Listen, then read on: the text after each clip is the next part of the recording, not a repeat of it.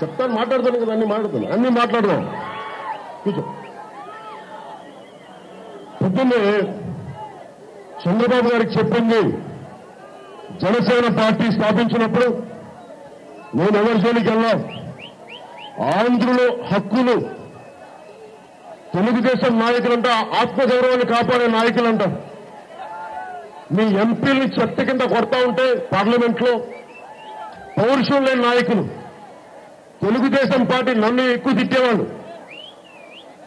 అలా నన్ను తిట్టినా కానీ మీ ఎంపీల్ని కొడతా ఉంటే నేను తెలుగుదేశం ఎంపీలుగా చాలా 2014 పార్లమెంట్లో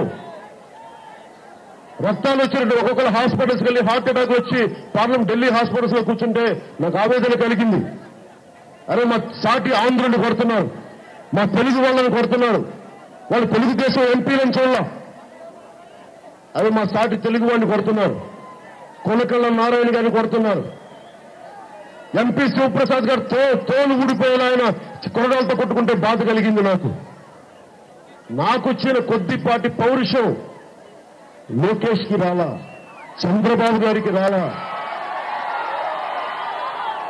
అసలు వీళ్ళిద్దరికీ ఆత్మగౌరవం అనే పదానికి అర్థం తెలియదు. వీళ్ళిద్దరికీ ఆత్మగౌరవం అంటే ఏంటో తెలియదు.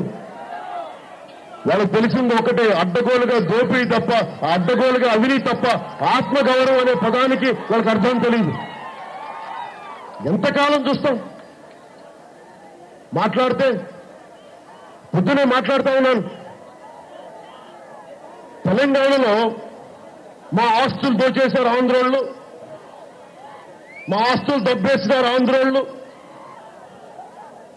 ఇలా మనం పెడతా ఉంటే గెంటి అవతలేస్తామని చెప్పి ఆంధ్రోళ్ళని తిట్టి వాళ్ళ వనరులను పోల్చాం, మా నీళ్లను మాకు కాకుండా చేశారు, మా భాషను అవమానపరిచారు, మా యాసను అవమానపరిచారంటే దాని కొరకు మన నుంచి ఎల్లగొట్టేశారు. హైదరాబాద్ నుంచి, తెలంగాణ నుంచి గెంటేశారు ఆంధ్రుల్ని.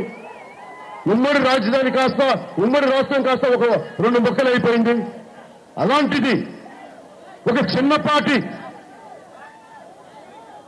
మీరు కొద్దిగా నీటి వనరులకే, యాస భాషలకే మీరు దోపిడీ అని చెప్పి రాష్ట్రాన్ని విడగొట్టేస్తే మమ్మల్ని తిడితే, అలాంటిది మన కోనసీమలో ఇంత చుట్టూ చూస్తే మన కోనసీమ దురదృష్టం ఏంటంటే, అదృష్టం 2 మీకేంటే 2 పశ్చిమ గోదావరి జిల్లాలున్నాయి, తూర్పు గోదావరి జిల్లాలున్నాయి, పచ్చని గోదావరి జిల్లాలున్నాయి. ఆంధ్రప్రదేశ్ అంతా గోదావరి జిల్లాల్లో ఉంటాయనుకుంటారు. ఒకసారి వీళ్ళని అనంతపూర్ చూడమని చెప్పండి, కరువు కాటకాలతో రగిలిపోయి ఉంటుంది. ప్రకాశం జిల్లా చూడమని చెప్పండి, కరువు కాటకాలతో రగిలిపోయి ఉంటుంది. గుంటూరు పల్నాడు ప్రాంతం చూడమని చెప్పండి, పట్టుమని మంచి మొక్క పంట రాదు. ఇలాంటి పరిస్థితుల్లో మన కోనసీమను చూసి ప్రతి ఒక్కరికి అసూయ. మీకేం చక్కటి కొబ్బరి చెట్లు ఉంటాయి, ఒక కొబ్బరి చెట్లు ఒక చిన్నపాటి మడి ఉంటే 10 చెట్లు ఉంటే జీవితం గడిపేయచ్చని. ఆ దృష్టి తగిలే ఆ దృష్టి తగిలే మనకి ఇక్కడ బ్లోట్లు, ఆ దృష్టి తగిలే ఇక్కడ మనకి నగరంలో అగ్ని ప్రమాదాలు, గ్యాస్ లీకులు. ఇంత పచ్చడి పొలాల మధ్య ఆయిల్ వెళ్తా ఉంది. 1970లో ఆయిల్ రిజర్వ్స్ ఉన్నాయని చెప్పారు ఇక్కడ మన భూముల్లో. ఇన్ని రిజర్వ్స్ ఉంటే ఎవరెవరో తవ్వుకెళ్ళిపోయారు. ఓఎన్జీసీ వాళ్ళు వచ్చారు, రిలయన్స్ వాళ్ళు వచ్చారు, డైరెక్ట్ గా గుజరాత్ గవర్నమెంటే వాళ్ళకి ఆయిల్ ఏజెన్సీ పెట్టింది, గవర్నమెంట్ ఏజెన్సీ పెట్టింది. ఏ రాష్ట్రానికి లేదు గవర్నమెంట్ ఏజెన్సీ, ఒక గుజరాత్ గవర్నమెంట్కి తప్ప. అంటే మన కోనసీమ నుంచి మీ భవిష్యత్తు కోసం మాట్లాడుతున్నా, ఆగాలి వినాలి, మీ భవిష్యత్తు కోసం ఆగాలి. మన కోనసీమ నుంచే